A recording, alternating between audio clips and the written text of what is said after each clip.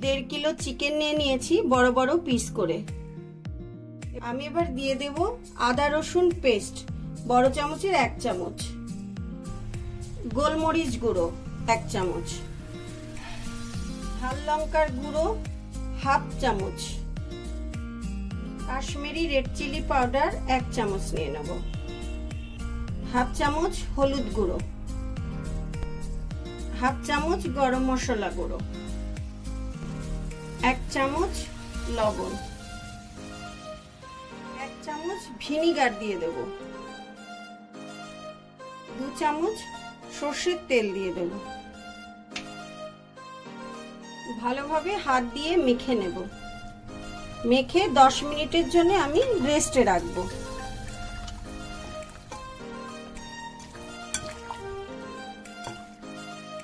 10 মিনিটের জন্য রেস্টে রাখছি। আপনাদের হাতে সময় থাকলে আপনারা 30 মিনিটের জন্য রেস্টে রাখতে পারেন। কড়াই গরম হয়ে গেছে, আমি সরষের তেল দিয়ে দেব। আপনারা চাইলে সাদা তেলে রান্না করতে পারেন, কিন্তু সরষের তেল দিলে ভালো টেস্ট আসে। তেল গরম হয়ে গেছে, আমি এবার পেঁয়াজ দিয়ে দেব। এই রেসিপিটাতে একটু পেঁয়াজ বেশি লাগবে। আমি 1.5 কিলো চিকেনের জন্য ওই 350-400 গ্রাম পর্যন্ত পেঁয়াজ দিয়ে নিয়েছি। আপনারা আপনাদের পছন্দ মতো নেবেন। পেঁয়াজ একদম ব্রাউন করে ভেজে নেব। এই রকম করে ব্রাউন কালার করে নেবে। আমার একটু কাঁচা তেলে পড়ে গেছে বলে ফেনা উঠে গেছে, এটাকে ইগনোর করবেন। এই দেখুন, খুব বেশি ব্রাউন করবেন না, তাহলে টেস্ট নষ্ট হয়ে যাবে। ঠিক এইভাবে কালার করে নেবেন। আদা রসুন পেস্ট দেব।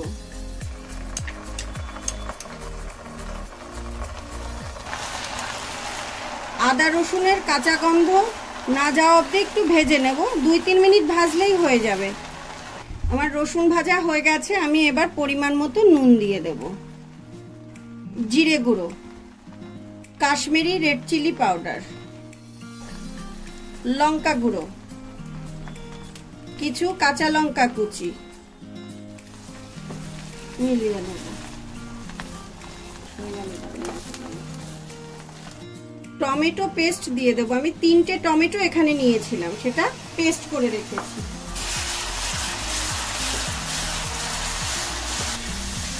এবার আমি হলুদ গুঁড়ো দিয়ে দেবো, 1 চামচ হলুদ গুঁড়ো দিয়ে দেবো। ধনিয়া গুঁড়ো দিয়ে দেবো আমি 2 চামচ। গরম মশলা গুঁড়ো 1/2 চামচ। টমেটো পিউরির বাটিটা ধুয়ে আমি একটু জল দিয়ে দেবো। ভালো করে কষিয়ে নেব। আমার মশলা কষানো হয়ে গেছে, আমি এবার মাংসগুলো দিয়ে দেব। মাংস দিয়ে দেব।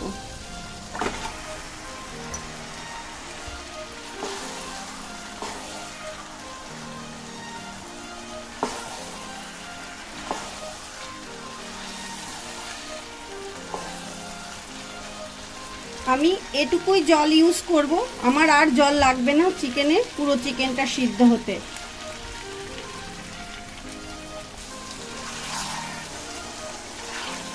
আমি 50 ml দই ভালো করে ফেটিয়ে নিয়েছি, ওটা দিয়ে দেব।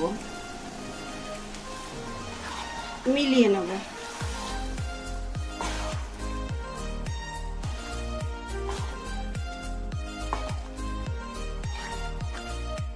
ঢাকা দিয়ে দিয়ে কষিয়ে নেব আমি।